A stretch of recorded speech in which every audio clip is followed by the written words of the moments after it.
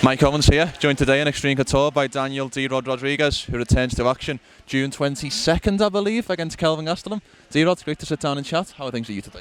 Oh man, it's great. Thanks for having me, bro. The pleasure is all mine. How happy are you to be booked again, first and foremost?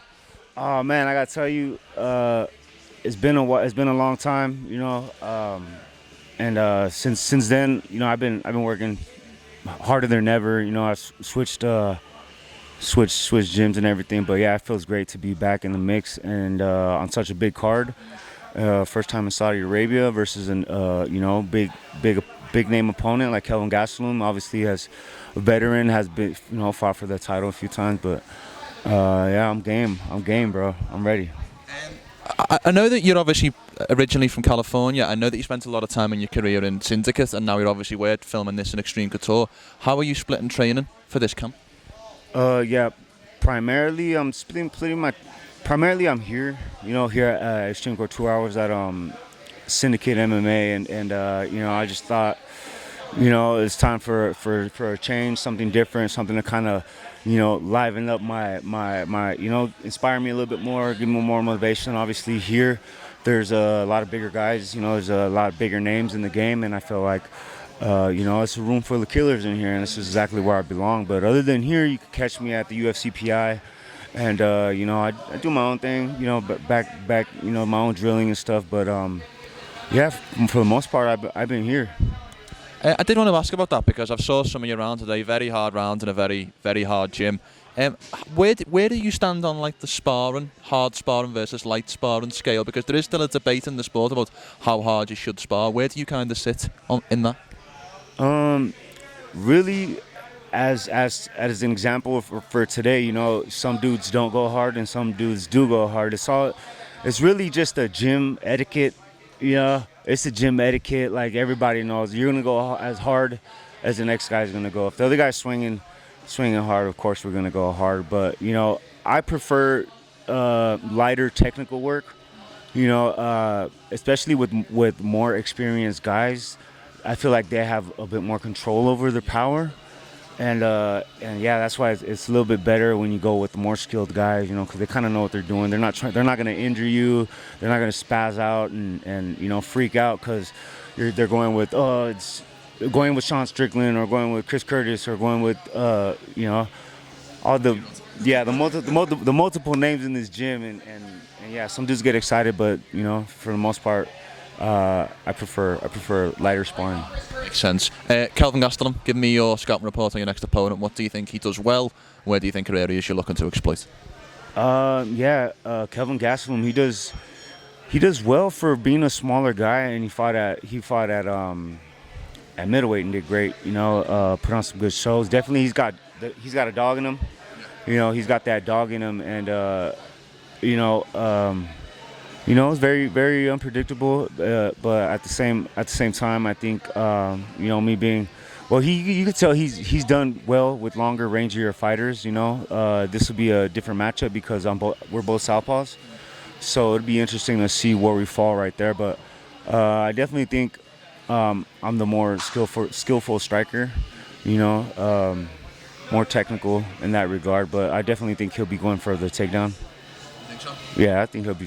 Well, knowing him, I kind of know the guy. We've hung out a few times. You know, I ain't got nothing against him. They offered me a fight. I haven't fought in such a long time. He's not the top of the list guy that I never even thought I'd fight him. But I was aiming to fight Nico Price, and I was like getting ready for that. And I had heard about a possibility matchup with that while I was in Thailand. So I came back to Vegas to get like a real good camp. You know, Thailand was way too paradise. It was way too paradise for me. So I like being in Vegas. I really get the opportunity to just really focus and lock it down and be surrounded by amazing teammates. Obviously, it's a difficult question for me to ask this because you haven't fought him yet. But when you've looked at Kelvin at 170 and then you've looked at Kelvin at 185, where do you think he should be fighting? He's definitely have the frame of a welterweight, you know,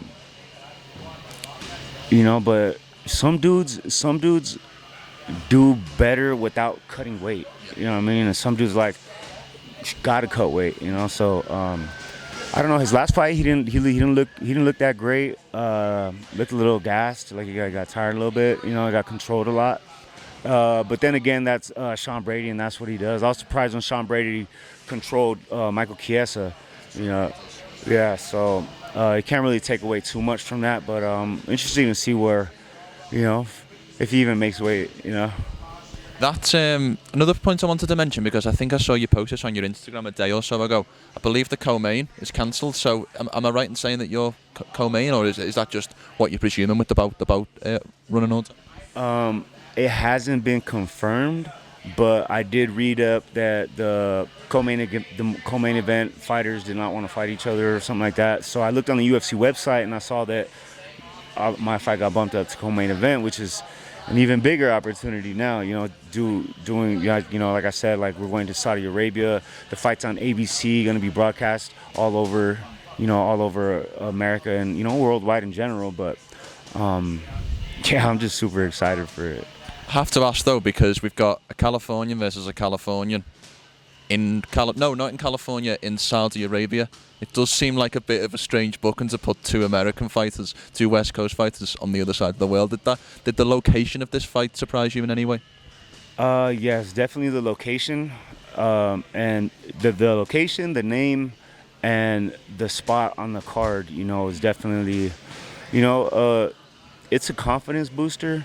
You know, definitely it's motivation. It lets me know where I stand in the company, and you know, I'm sure that when they presented the matchup to Dana White, because I didn't even hear about it until they just asked me, "Hey, would you fight Kelvin Gastelum in Saudi Arabia?" I'm like, I prefer sooner, but sure, why not? You know, and that was it. So when we went back, when I waited a couple days. And I'm scrolling through Instagram and I see Dana White announce the fight in Saudi Arabia, and I was like, oh, they must have seen this fight on paper and were like, this the fight that we want. You know, not only are we both from California, we're both Hispanic Latino fighters, and you know, fan favorites definitely due to our style, and it's definitely a fan friendly fight for sure. Yeah, couldn't agree more. I have to ask this, and I don't mean any disrespect when I say this, but obviously it's been a difficult period in your career coming off that fantastic run you were on, that, if we discount the Dolby fight, that undefeated run you went on, to then go through the Neil Magny fight, and then obviously the last one against Ian, and then obviously the suspension, which, you know, less said about that the better.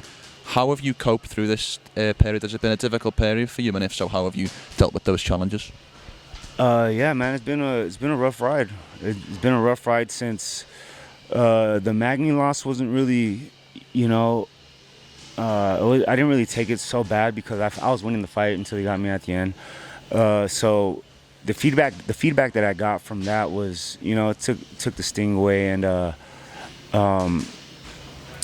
yeah, the Ian Gary fight, you know, that fight sucked. Yeah, I got left with, you know, thinking like, man, what would have happened? I bet you if the fight would have went on or on that fight.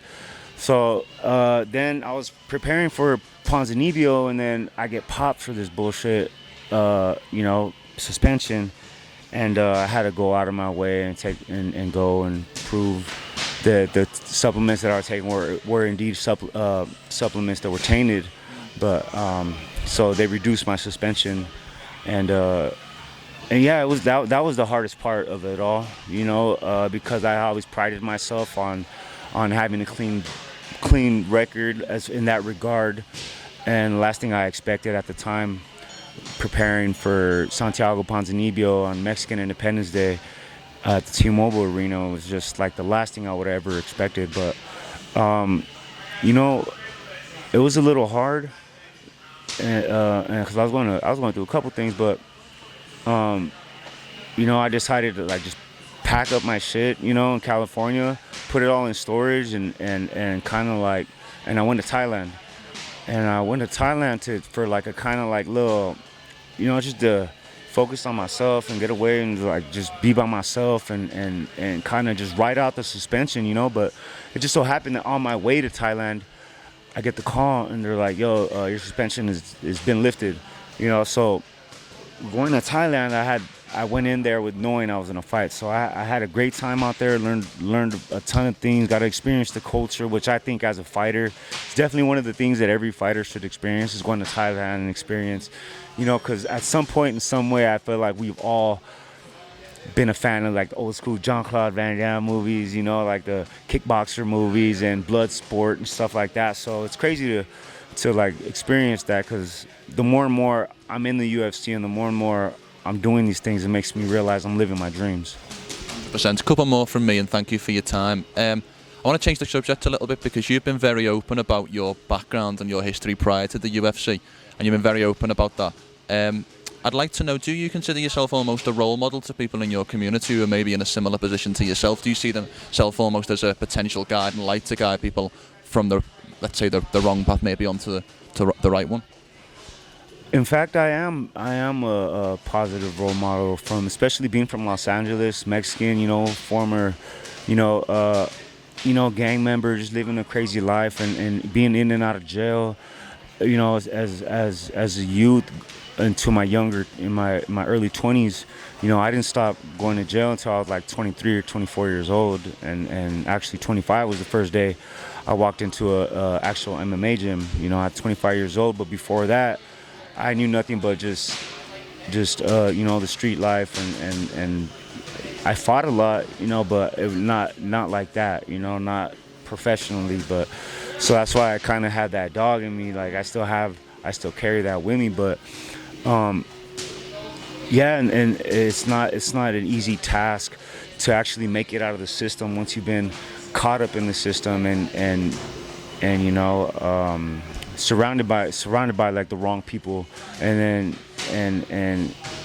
yeah, and to actually make it and become a success, where when dudes that were in my position don't make it out, or the dudes I wasn't supposed to be shit, you know what I mean? Like I'm lucky to be here right now, and so that motivates me every single day. The fact that I could be sitting in a jail cell, or I could be dead, or I could, you know. So I chose to change my life, and I feel like the more and more that I succeed, the more and more the city rides behind me, and you know, and I got Los Angeles on my back. You know, I'm you know, one of the only born and raised fighters from Los Angeles. I mean, we got Ortega, there's Gabe Green, but those got like from like East Los Angeles.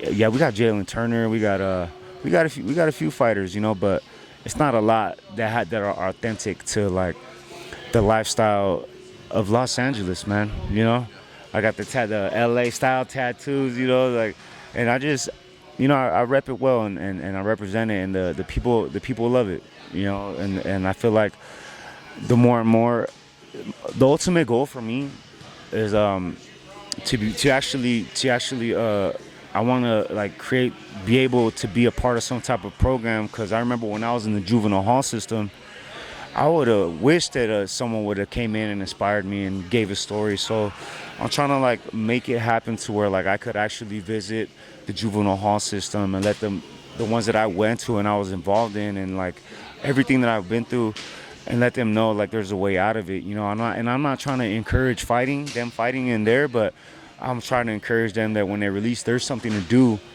and there's a way out. You know, and if they have that energy to be fighting and be crazy and representing, you know, where they're from, like why as well put that down for a gym or for your family, you know what I mean? So hopefully one day I could, you know, make that happen.